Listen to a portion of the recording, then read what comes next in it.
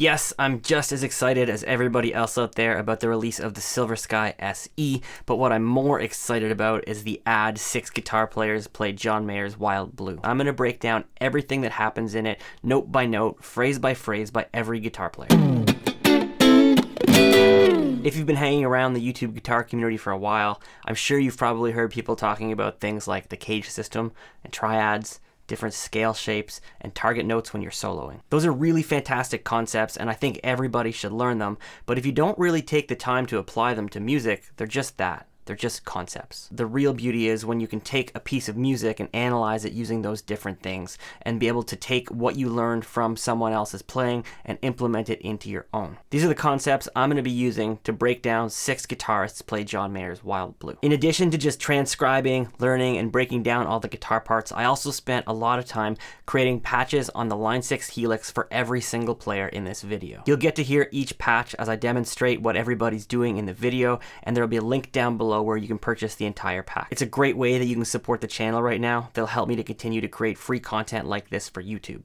If it's not right for you, that's totally okay, and there are other really easy ways that you can support the channel. You can subscribe, and you can ring the bell to be notified when I release new content. You can like this video, you can share this video, or you can comment down below. I love getting involved in the comment section, so if you have any questions or comments, please let me know and I'll get back to you down there. So to set the stage before we really dive in, we're in the key of A minor, which is the same thing as C major. We have the chords A minor, G, C, F, and D minor. So when I'm referring to some different cage shapes, I always refer to them in their major counterparts. So when I say a G shape major scale, it could also be the same as an E minor shaped scale. Every major key has a relative minor.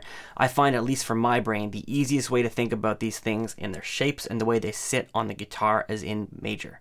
Same thing when we're talking about numbers or degrees of the scale. When you're learning the Nashville number system, we always just refer back to the major as the 1 and the minor as the 6 minor. You could call the minor the 1 minor, but then you have to think about a whole new system. You have to have all new numbers with all new chord qualities of major or minor. So for the purposes of that, I'm just going to be referring to them in the major context.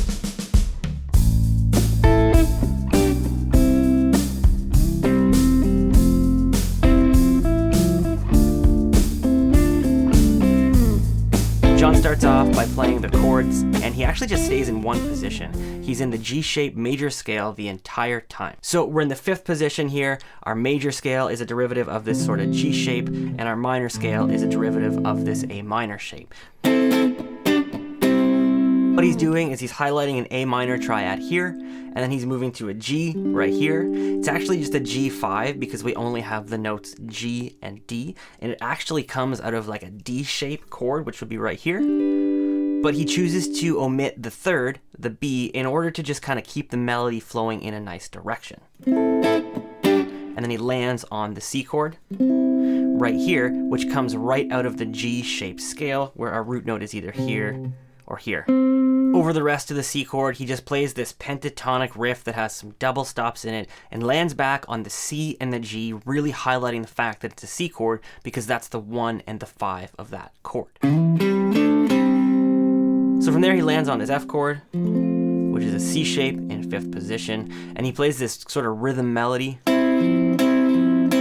where he's pedaling off the F, but mostly hanging on to up here the C and then the E. So that's kind of implying an F major 7 chord. By adding the E into it, it creates a little bit of color. He hits this D minor chord here and plays a melody out of it like this. But he actually harmonizes it so it sounds like this. And he lands here on a C and a G. The way that I'm kind of seeing that, it's almost like anticipating the next chord, which is A minor.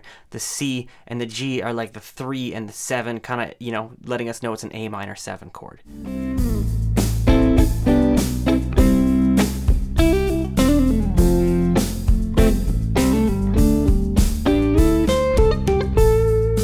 Payton takes over playing an open A minor, then he moves back up to 5th position to grab the same A minor out of the E minor shape, to 3rd position to grab this little G chord here that's kind of based off of our E, and then eventually lands on this right here, again back to our G shape C major chord. From From there, he plays this little pentatonic lick, lands down on the F chord when it happens with the rest of the band, and then works his way back up into 5th position to play some harmonized pentatonic licks that kind of center around the root of D when the D minor chord hits. So what's happening there, the way I see it, we're basically playing a D to a C and back to a D, harmonized underneath it, and then he ends it off like this. And a lot of that pedals around this A note. We're kind of like using that as our tonal center. So what's actually happening there, the way I see it, the A is the 5 of the D, so that's a chord tone. And also he lands on it on beat 1 of the next bar, which is where the whole phrase or the whole idea restarts on A minor, and that's our root.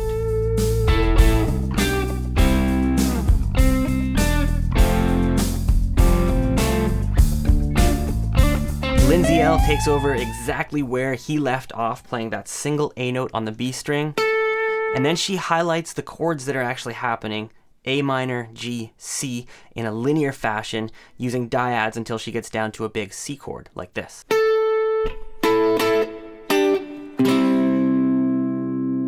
So what's really cool here, she's actually highlighting the A minor chord with these 2 notes, and then the G major chord with these 2 notes. That may be kind of confusing because we're not actually changing the shape. How can it be both major and minor? Well, what's actually happening is we actually just have the 1 and the 5 in each of those shapes, and we're omitting the 3rd. If we were to implement the 3rd, it would look like this, where this is coming from a D minor shape, so you get the A minor, and then we're using a D major shape to get the G major sound here. So from there, she hits the big C chord here, the A shape, something most of us are probably familiar with, before she plays this little melody, leading us down to the F chord, but she actually plays F over C with the C in the bass. It really, really thickens it up. And then she takes the same rhythm she had here and applies it to the F chord, but using an F sus2 chord. So where we're taking our F chord, we're substituting or getting rid of the 3 in place of the 2. So we're taking the A and we're moving it to a G and then back, so it creates like a little bit of tension and release before she moves up to the D minor, again in 5th position with a little lick, just right out of an A minor pentatonic.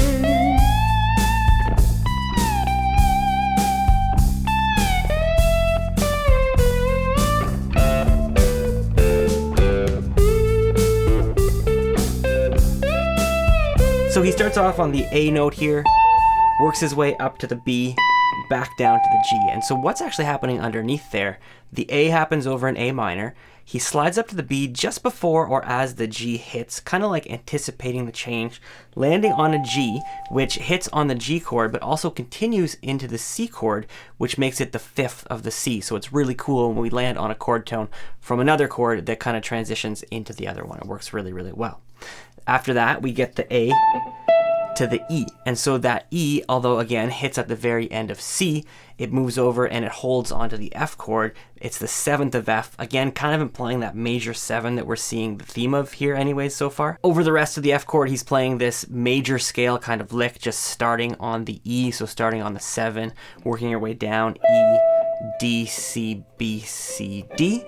From there, we get this really cool downward harmonized lick that he plays with his slide and his fingers. Again, I'll just demonstrate with my fingers, where he starts off by highlighting the 7 and the 9 of the D minor, kind of implying a minor 9 chord, and then just harmonizes diatonically working down. At the end of the lick, he just lands on an A, which makes it really feel like we went home. It hits on the 1 chord right on beat 1, like this. From there, he plays this riff that's really centered around A minor over the A minor chord. So most of those notes are A, it starts on A, it ends back on A, and on the last beat of the A minor, he plays this here, where we've got a C and a G, which is the minor 3rd and the minor 7. So again, we're just really like implementing that minor 7 sound. Then to end on the C chord, he plays these 2 dyads, all of which are just chord tones of C. First one just being the 1 and the 3 up here, and then the second one just being the 1 and the 5 down here. Those are both derivatives from the cage system. These two notes up here, it's kind of just a little bit of a small part of this like A-shaped bar chord here. And then when we move back down to here, these guys here are actually just derivatives of this D chord here. So it's another way to visually look at it so you can remember how to use those again in the future.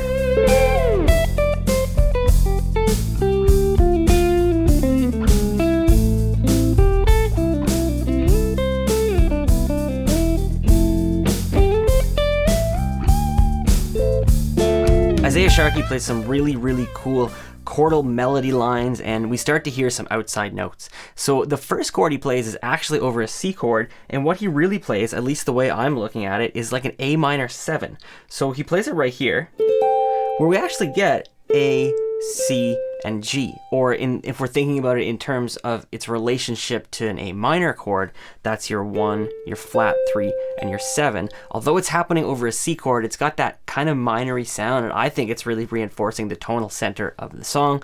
I know you could possibly look at it differently, almost like as a C6 or something, but that's how I hear it. Maybe someone out there would argue differently, like maybe Rick Beato. If you guys want to let him know, maybe he can weigh in on this situation. That's how I see it. From there, he slides right into an E. Still while we're over the A minor chord, that's just the 5th. And then he plays his next riff linear down the neck from there, starting on the E over the F chord. Again, to me, that just kind of implies that like major 7 sort of sound. It's really jazzy sounding. That takes him back up into the 5th position, the G-shaped scale or minor pentatonic box 1 that we've seen a lot of guys play in so far, and he plays some stuff in there.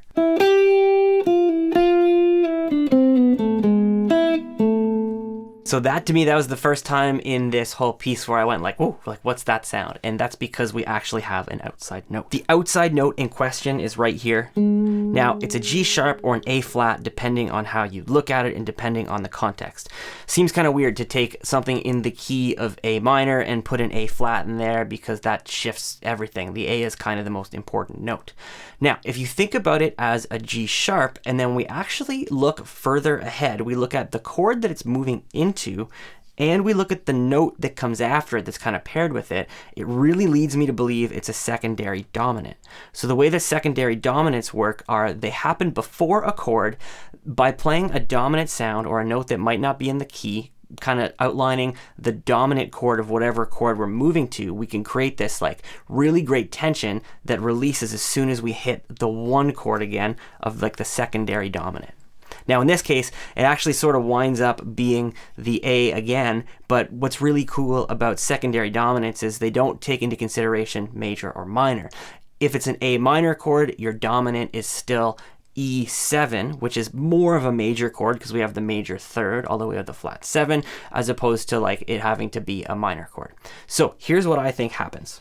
We get this here, so we get our G sharp and we get our E, which to me is just an E major chord. We're seeing we got like an E dyad here, that's a 3rd or a 6th depending on how you slice it, and then he lands right here on an A over the A minor chord to me. So we're taking that secondary dominant of E, and it really resolves when he hits that A chord there. So after that, we move back to something a little bit more normal. Over the A minor chord, he just plays an A minor and then some pentatonic.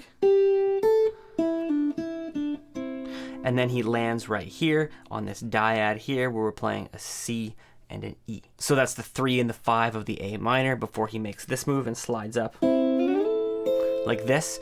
Now again, this is really cool because this is where the C chord hits, but he's playing an A minor triad. We have the notes E, C, and A, or again 3, 1, and 5, while the C chord's happening underneath, just like he did earlier. Although he played a minor 7 last time, we still have that same minor over the major chord feeling that's really cool. From there, he moves from the A minor chord sound here over the C, down to the C and the E here, which is just our 1 and our 3 of the C chord. The C chord's still underneath, and then down to a D in the melody just to kind of help move things forward, where you get.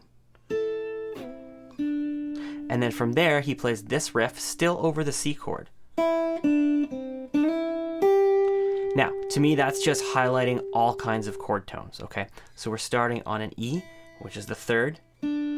Working down, our lowest note is the C, so going from the 3rd to the root, and then the last little bit of the chord to the E again, back to the 3rd, and then the G landing on the 5th before moving right into the next chord. As soon as the F hits, he plays an F major 7 right here. So that comes out of our C shape, but again, it's like we're dropping the 1 and adding the 7, and then he plays a pentatonic riff out of that.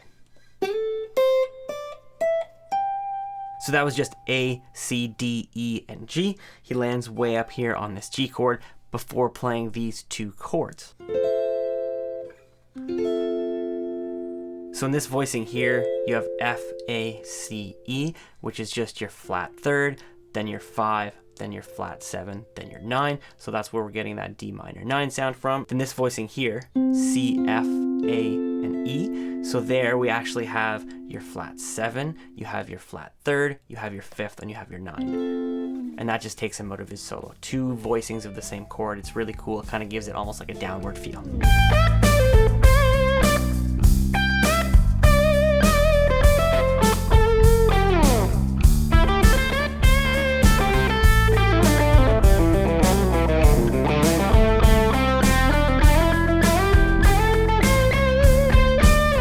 Krasno plays some straight up pentatonic blues for the most part, although he does incorporate some chromaticism a little bit later on, but the first few phrases are all just pentatonic.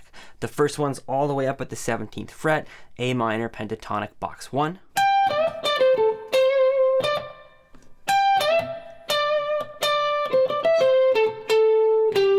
The second phrase, the same scale but just down an octave in the 5th position. The next phrase starts off the same, it's just more pentatonic before it moves into some chromaticism. This is where things get interesting.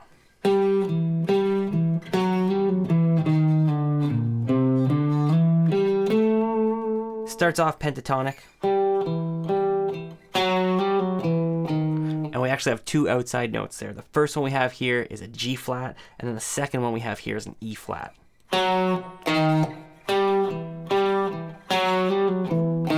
Now, I used to get really confused at chromaticism, and I could never really figure out which notes people were using and how they made them sound good until I watched an Andy Wood video where he talked about, and again, in relation to the major scale, the outside chromatic notes we often hear are flat 3rds, flat 7s, and flat 5s. If we take that into consideration and then we figure this is in C major essentially because A minor and C major are the same, we wind up having 2 of those notes immediately. The G flat is our flat 5, and then the E flat is our flat 3. There's our next flat note right there. It's a B flat, and lo and behold, it's a flat 7. So just like Andy Wood predicted, we had a flat 5, a flat 3, and a flat 7. So from there, he just plays his way back into the minor pentatonic scale. Right here. And then he works his way up, again, still pentatonic, but just linear.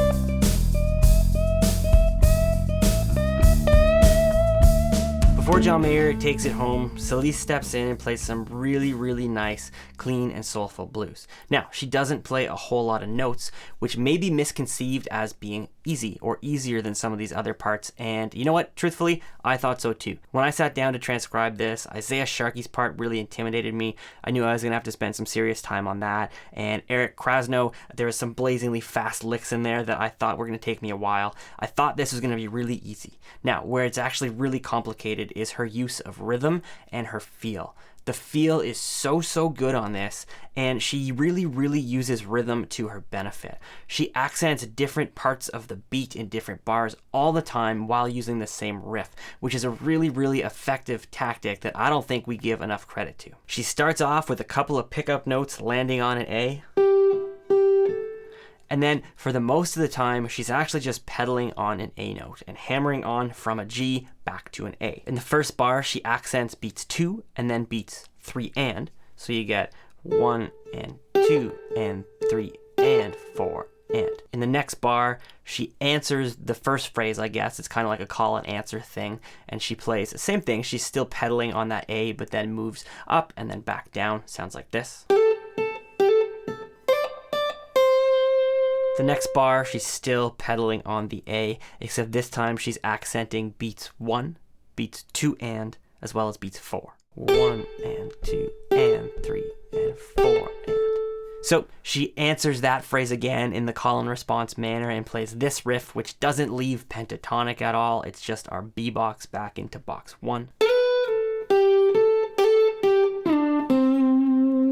She moves back to the original idea, although the timing is different again. So she starts it on beat 1 and, skipping the first half of that beat, and then we get accents on beats 3 as well as beats 4 and. 1 and 2 and 3 and 4 and.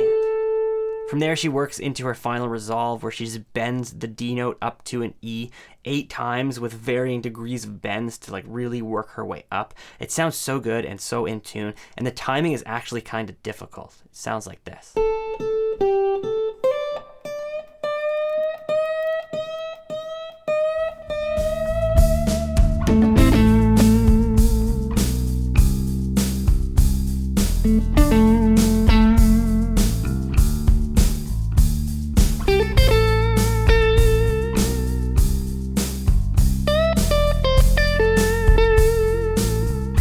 So Mayer steps in and plays some quintessential Mayer licks, some blues licks that don't even leave the pentatonic. Again, we're just in minor pentatonic box 1, which is the same as our G shape, or then we're also back up into the B box as well. Each riff starts on the root note and lands back to the root note. So the first one we have here, where we're going from A to C to back. Again, kind of like a call and answer thing, because the next riff he does the same rhythm, but goes A to D and back.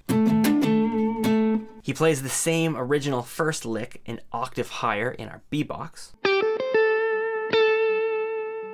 And then he ends it with like a final response. Kind of, to me at least, it lets us know the song's done. It's like someone's giving their final word. Again, we land on the root, but it's got a completely different phrasing, letting us know it's the last one. It's the most different one.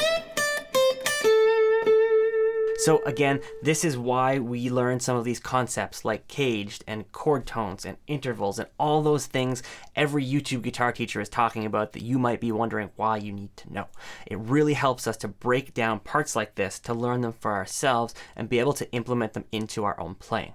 Even if you don't want to implement them into your own playing and you're only interested in learning the parts, knowing these fundamentals about music and about the guitar and the fretboard make it way easier for you to learn, and you can learn things way faster. If you'd like to support the channel right now and get something in return, a great way to do so is to purchase my HELIX pack that I've made. Again, there's one preset for every one of these guitar players. The main sound is what they played here, and then for the rest of them, what I did was I went through their different rigs and their different sounds, and I created the rest of the patch around what I think they'd probably be using live or in the studio. As always, I can't thank you guys enough for your time and attention in such a noisy world, and until next time, I hope you get out there and make some music.